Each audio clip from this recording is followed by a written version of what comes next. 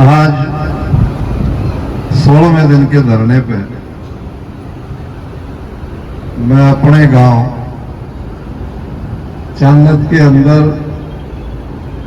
जिला हांसी हिसार गिराए चालीसा के सारे भाईचारे के आशीर्वाद और समर्थन को लेकर के आपके बीच में आया हूं।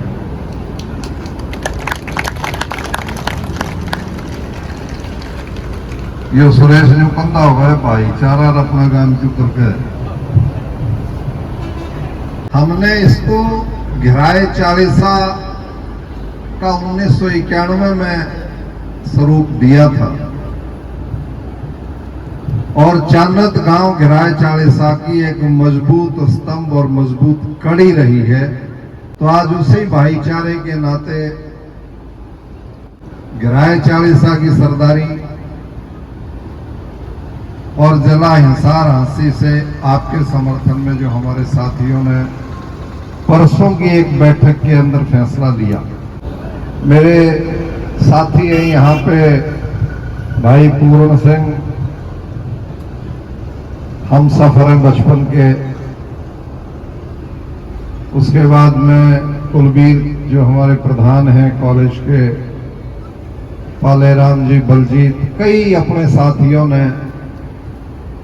मेरा ध्यान इस तरफ दिलाया कि अपना गांव बैठा है और आप कड़े फिर मांग रहे हो। तो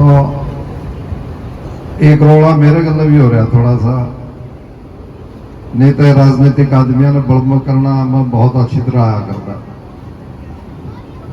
बूढ़ा किम ढिला रहा करता, वो चला गया था तब मेरा एक दो नुकसान और हुए। मेरी माँ वो तो ठाडी थी, ईद थोड़ा सा पेट में भी दर्द हो जाए थोड़ी देर में, भाई तो ना जाइए कितने।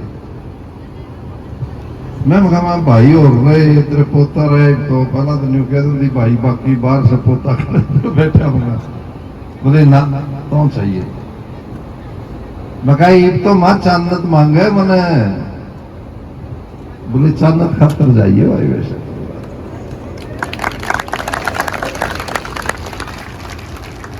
और आपको याद होगा ये अच्छे प्रकार से, मैं इस बात का आंकलन कर रहा था पिछले दिनों कि 16 दिन ईद बैठे, महीनों तक किसान बैठे और किसी की छोटी सी भी बात हो बिना धरने बिना जुलूसा के तो ये सरकार सुनती नहीं बात। आज मैं अपने चांदत गांव में और भाईचारे के अंदर ये आवासन काजड़ा बैठा, गिराए चालीसा का प्रधान जातिराम जी ससाय से बैठे, सतबीर बैठे, चेयरमैन ये रोशन और बैठे, प्रोफेसर संतराम कृष्ण और बैठे, सारे साथियों के नाम लूंगा, समय बैठेगा रहा। और आपकी दी और कलम यदि इसके हाथ में रही, मैंने न्यू बताओ किसे बात खातर धरने जलूस तो दूर की बात से किते भाड़ा कौन लाना पड़ा करता था हमने। पूरे तो बैठे बैठे तारे आदेश की पालना हुआ करते। और हरियाणा का मुख्यमंत्री और देश का प्रधानमंत्री दो का टेंडर हुआ करता मेरे पास। जब ये बात समझ में आती थी उनको और ये बता दिया जाता था कि फलानी बात उलझ रही है, मैं सुबह चंडीगढ़ या दिल्ली आ रहा हूं, जाडा चढ़ा करता। मैं को रावण नहीं था। ये गिराए चालीसा की ताकत, ये भाईचारा, चांदत का परिवार मेरे साथ। और बाकी टाकी के ऊपर सीआईडी और पुलिस को ये कहते सुना जाता था कि छत्रपाल आने लग रहा है, मुख्यमंत्री जी का रास्ता बदल दो, इस रास्ते से हुआ। और हुए बैठे बैठे मैंने शर्म लग रही थी इस बात की। संघर्ष समिति से मैं निवेदन करूंगा, निशाना बदल लो। तमें 16 दिन तक खड़तू छोड़ रखा था, मैं यो ब्याणा ब्याणा ब्याणा कि सोचता तो कौन यार मांगो किस पे हो तमें। इसमें को प्लाट मांग दे बात समझ में आ जाती, को छोटी मोटी ठगाठोरी में हिस्सा मांग दे बात समझ में आ जाती। हमें इसमें विकास की बात मांगने लग रहे हो। यदि विधायक में जान हो, मजबूत हो, लोगों की सेवा करना जानता हो, इस हांसी हल्के के किसी भी वोटर से जाकर के ये पूछ लो कि इसने वोट विधायक मजबूत मान के दे रहा है कि एक ने भी इस बात के आधार के ऊपर कभी वोट नहीं दिया इसको। और अब तो ये पार्टी इस किस्म की है जिसमें इसमें सारी पार्टियां वसील सुर भी कर रहे हैं। वोट लेने के तरीके दूसरे हैं, इसलिए धर्मों का भी ध्यान नहीं देते, ये किसी की तकलीफ का भी ध्यान नहीं देते। बैठे उरे जाना होता में वोट लेने के तरीके दूसरे। आप एक करने हो रहा ही तो जो छात्री आगे था बोला इबका होगा तो भाषण देगा, फिर देख लेंगे। भाषण देनिया भी चला गया, आनिया भी चला गया, वोट देनिया भी हो, जितना छो आज अपन आ रहा है ना, इलेक्शन तक सौदा ही बदले पाओगे। मैंने 10 साल इनके बीच में रह करके बड़े तसल्ली से अध्ययन किया इनका विचार, सोच। ये पहला 47 से पहला था मर गए थे तेरे बडेरे भिड़ भिड़ के लड़ के। उनका बड़ा प्रोग्राम है इनका कि तेरी पर्ची पर कब्जा क्यों कर करना है। इलेक्शन में पाछे भी समझ में को नहीं आने देते, कड़े को ले गए। लेकिन ये बात इतनी जायज है आपकी, और आप और हम इतने कमजोर हैं नहीं। कल परसों मेरे से कोई कह रहे थे भाई आज नहीं तड़का आइयो, तो मैंने पूछा कोई वजह?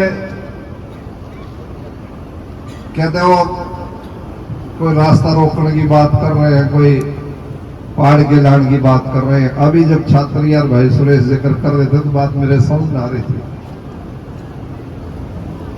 खेत मारे,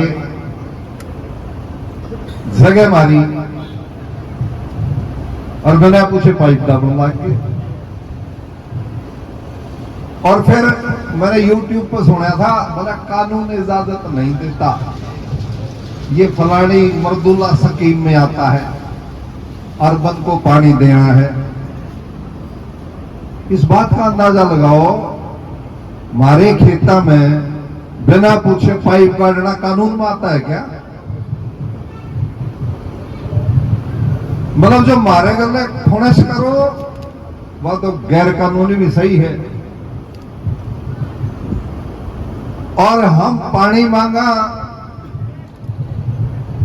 प्याऊ लामा लोग दान पुण्य करें जल पीण खातर। सरकार का कानून है, ये सुन ले ये मुख्यमंत्री की सारी टीम। ये तो है पीने के पानी का जिक्र, खेत के पानी का भी जिक्र हो ना, खेत के पानी का जिक्र। तो नाका उड़े तो देड़ का कानून है, जड़े तो सुतरा पानी लगता हो। अंग्रेजी में इसने बेटर सोर्स ऑफ इरिगेशन कहते हैं। किसान का अधिकार है कि उसके आसपास नजदीक खांड, खोड़ा, नहर, माइनर ऐसा हो जिससे वर्तमान में जहां पानी लगा रहा हो उससे अच्छा यदि पानी दूसरे सोर्स से मिल सकता है तो उसको वहां पे नाका पानी दिया जा सकता है। और ये पीने का पानी तो लाते हैं। यदि आपकी गैर कानूनी बात होती तो सुरेश कहता कसी लेके आइए, माली तक तो छत्रपाल की कलमे में तेरी मजबूत से कसी तो फालतू काम करते हैं। मेरी कलम टूटे तो फिर मैं किसान का बेटा हूं, कसी भी ठाऊंगा, लठ भी ठावा, कोई बात नहीं। लेकिन यहां तो कानून की लड़ाई है आपकी। हमने बड़ा बड़ा लग रहे हैं, मारे दोहरे के मारी नहर का पानी लेके जान लग रहे हैं। मैंने परसों की मीटिंग में कहा था, ये हांसी शहर के हक में नहीं है। बुजुर्गों, नौजवान साथियों, लिखवा लो मेरे से। ये तो हांसी के पानी को उलझाना चाहता है, हांसी की जनता को देना नहीं चाहता पानी। और बस जिस बात का जिक्र कराया था ना मैंने, वो अमित शाह एक दिन मेरे को बोला कि मौके को संभावना में बदलने की कला होनी चाहिए छत्रपाल जी। मैं वक्त की भीतरी कदे कला तो मेरे बेटी जुदा में खुश।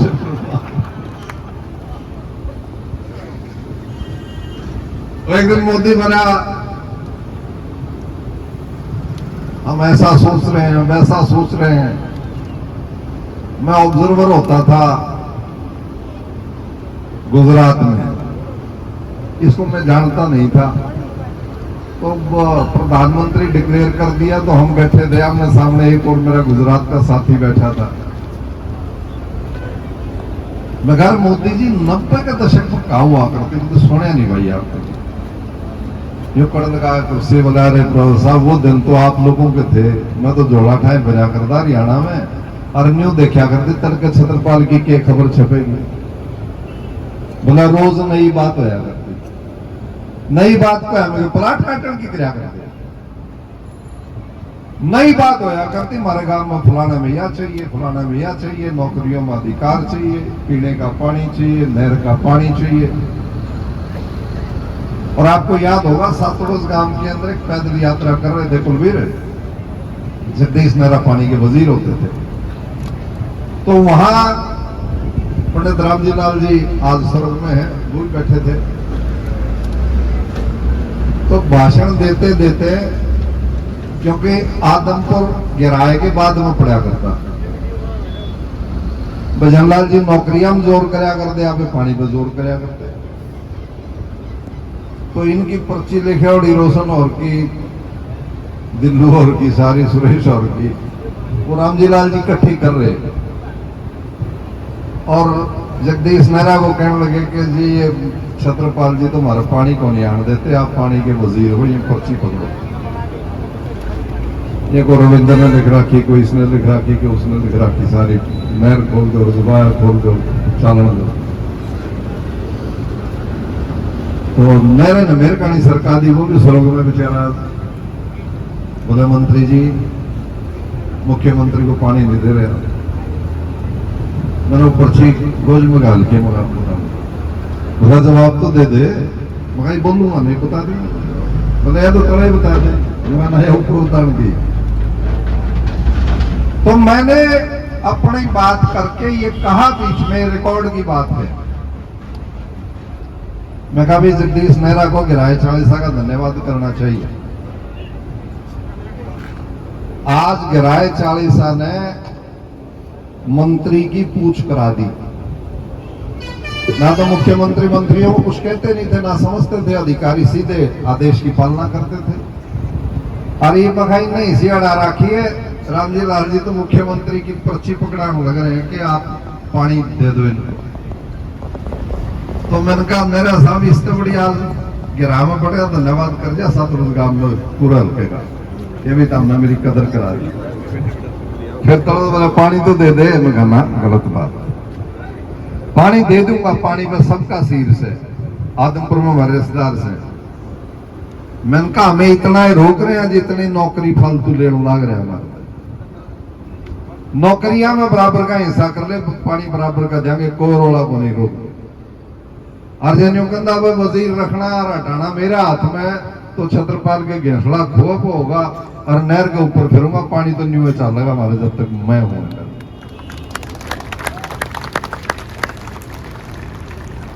ये इतिहास की बात है। सुरेश जी आप रोज आंदोलन में जाओ, वही मन्ना और इतिहास की बात समझा दियो। संघर्ष समिति के साथी बैठे हैं सारे। एक बार ये तो सुनी होगी 47 से पहले अंग्रेजों के खिलाफ देश की पार्लियामेंट में एक बम का गोला फटा था, सुना था? किसने फेंका था? शहीद भगत सिंह, शहीद आजम भगत सिंह। और उन्होंने फेंक के कहा था खड़े होकर के कि धुएं का बम है, हमारा मकसद किसी की जान माल लेना नहीं था, हमारा मकसद देश को इशारा करना था कि ये अंग्रेजों की सरकार हिंदुस्तानियों के पतन के लिए है, इनको देश छोड़ करके जाना पड़ेगा, इसलिए हिंदुस्तान एक हो जाओ। 19